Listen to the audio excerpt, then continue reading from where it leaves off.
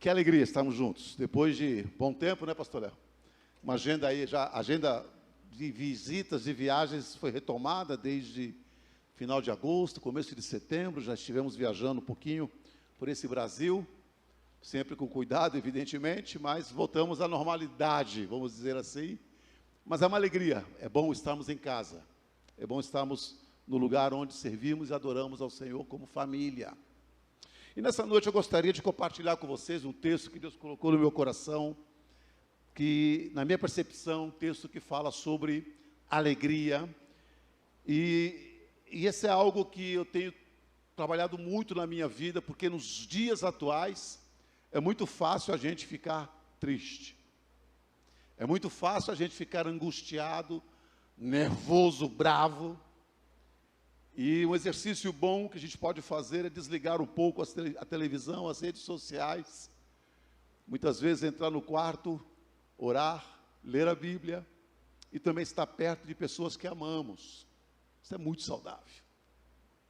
Tenho conversado com algumas pessoas sobre isso e ultimamente estava conversando com o Zazá sobre essa questão, sobre esse tema da celebração em tempos de angústia, de dor. E é maravilhoso isso, amados, porque somente Deus, através do seu Espírito Santo, pode fazer disso uma realidade em nossas vidas.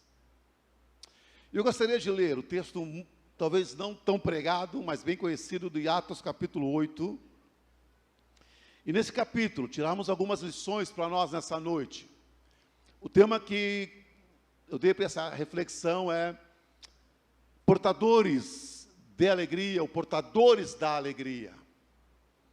E eu quero dessa noite declarar em nome de Jesus que nós, como reino de Deus, nós que fomos resgatados, que nascemos de novo, quero declarar que somos portadores de boas novas.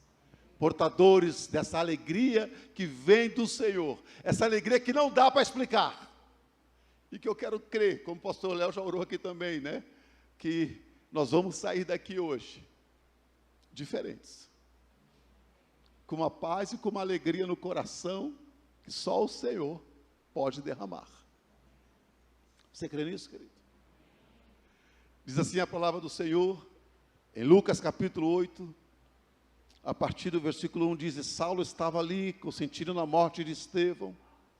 Perdão, eu falei Lucas, né? Sorry, emoção. É que a minha esposa leu Lucas, né? E eu fiquei emocionado. Atos capítulo 8, a partir do versículo 1. Agora sim, estamos todos juntos? Eu que não estava junto, né? Perdão. Agora estou. E Saulo estava ali, consentindo na morte de Estevão. Naquela ocasião, desencadeou-se grande perseguição contra a igreja em Jerusalém. Todos, exceto os apóstolos, foram dispersos pelas regiões da Judéia e de Samaria. Alguns homens piedosos sepultaram Estevão e fizeram por causa dele grande lamentação. Saulo, por sua vez, devastava a igreja, indo de casa em casa, arrastava homens e mulheres e os lançava na prisão. Versículo 4 diz que os que haviam sido dispersos pregavam a palavra por onde quer que fossem. E indo Filipe para uma cidade de Samaria, ali lhes anunciava o Cristo. E quando a multidão ouviu e viu os sinais milagrosos que ele realizava, deu unânime atenção ao que ele dizia. E os espíritos imundos saíam de muitos, dando gritos, e muitos paralíticos e mancos foram curados. Versículo 8, assim houve grande alegria naquela cidade.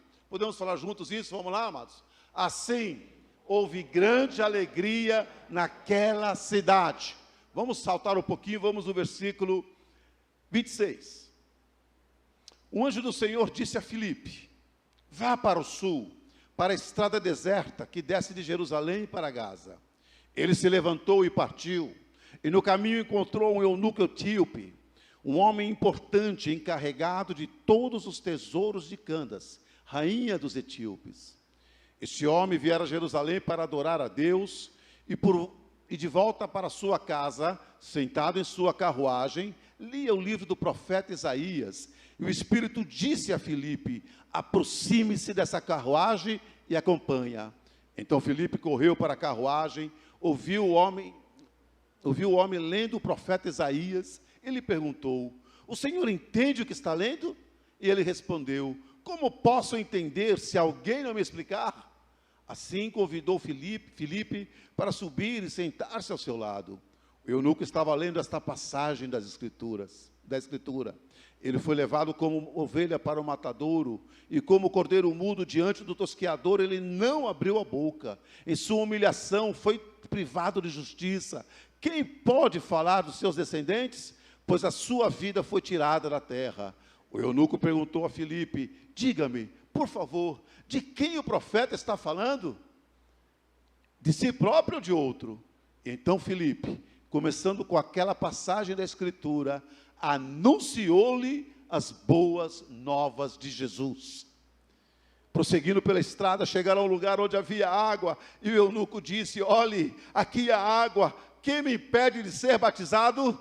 Disse Filipe: você pode, se crê de todo o coração. E o eunuco respondeu: creio que Jesus Cristo é o Filho de Deus. Assim deu ordem para parar a carruagem. Então Filipe e o eunuco desceram à água, e Filipe o batizou. E quando saíram da água, o Espírito do Senhor arrebatou Filipe repentinamente, e o eunuco não mais o viu, e cheio de alegria, vamos falar juntos de novo? E cheio de alegria, de novo, e cheio de alegria, o que ele fez? Seguiu o seu caminho. Que texto maravilhoso, queridos. Que texto precioso. E por que é precioso, amados? Capítulo 8 de Atos, ele vai contar a história, começa a narrar a história daqueles que foram expulsos de Jerusalém por causa da perseguição. Quando lemos Atos 1:8, há uma promessa do Senhor que diz que nós devíamos permanecer em Jerusalém, até que do alto fossem cheios do Espírito Santo, e diz que eles seriam depois testemunhas em Jerusalém, Judéia, Samaria e até os confins da terra, dizendo que o Espírito Santo desceria sobre eles, e eles estavam ali. Em Atos capítulo 2, nós vamos ver essa descida do Espírito Santo sobre a igreja. Aí começa então um grande avivamento em Jerusalém, e a gente sempre brinca, né? Pedro fez uma pregação, 3.000 convertidos. Hoje muitas vezes precisamos de 3.000 conversões, 3.000 pregações, para ver se um se converte, de verdade. E começa uma grande perseguição. Capítulo 6, alguns diáconos são escolhidos para cuidar das viúvas e dos órfãos da igreja. E aqui é algo interessante que eu quero destacar, amados, antes de entrarmos no texto. Porque se nós lembrarmos de Atos capítulo 6, vão dizer que os discípulos do Senhor Jesus, os apóstolos, falaram assim: olha, não é justo, não é bom que nós sejamos preocupados com tantas demandas na igreja, tendo que trabalhar com a cesta básica, cuidar, porque nós devemos cuidar da pregação. Então vamos escolher homens bons, homens cheios de Deus, cheios de temor. E diz que alguns foram escolhidos, entre eles estavam Estevão, primeiro, e segundo nome era Filipe. No capítulo 7, nós vamos descobrir que Estevão não só era um diácono, mas também era um grande evangelista. Era um homem poderoso em palavras, e ele começa a pregar, ele anuncia esse Senhor, ele anuncia o Cristo. É impressionante esse fogo, esse desejo, essa intencionalidade de pregar o Cristo, não outra coisa, pregar Jesus. E ele prega, e sabemos o que aconteceu, ele é morto por causa disso. E diz que a raiz da morte de Estevão, grande perseguição, se desencadeia, cai sobre a igreja que está em Jerusalém. Os apóstolos permanecem em Jerusalém, mas o povo, aqueles que se converteram, foram expulsos, tiveram que fugir. E esse texto então começa a mostrar isso, que esses anônimos, porque se você prestar atenção comigo no texto, você vai ver assim, no versículo 4, que os que haviam sido dispersos pregavam a palavra por onde quer que fossem.